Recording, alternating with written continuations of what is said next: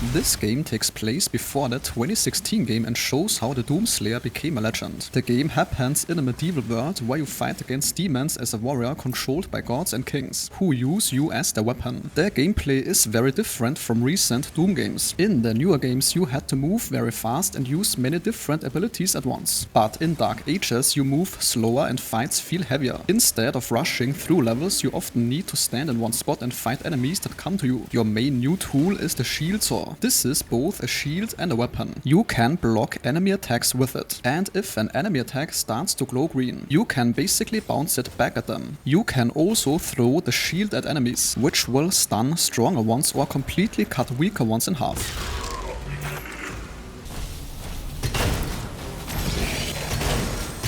The melee combat is now much stronger than before. You have 3 different close combat weapons, a flail that has good reach, electric gloves that attack very quickly, and a heavy spiked club that hits hard but moves slowly. You can make combos with these weapons and they are strong enough to use regularly. The guns include some familiar ones, but most are either new or changed. The Skull Crusher is a weird mix of shotgun and machine gun that pretty much fires bone pieces at enemies, and the plasma gun now has 2 barrels instead of 1.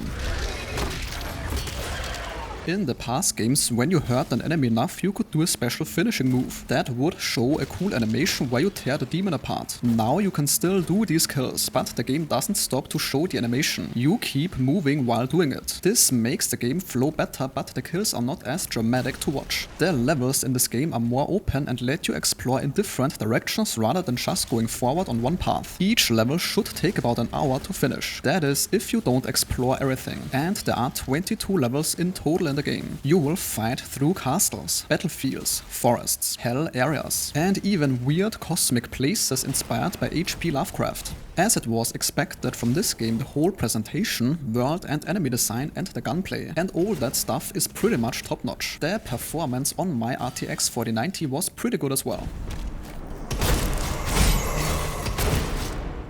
The game has some really tough special enemies that are designed to test the skills you have been learning throughout the game. Dark Ages has no multiplayer mode at all, as the developers decided to focus completely on making the single-player experience as good as possible, instead of splitting their attention. And that sentence concludes today's video. If your time was respected, a like or comment is very much appreciated.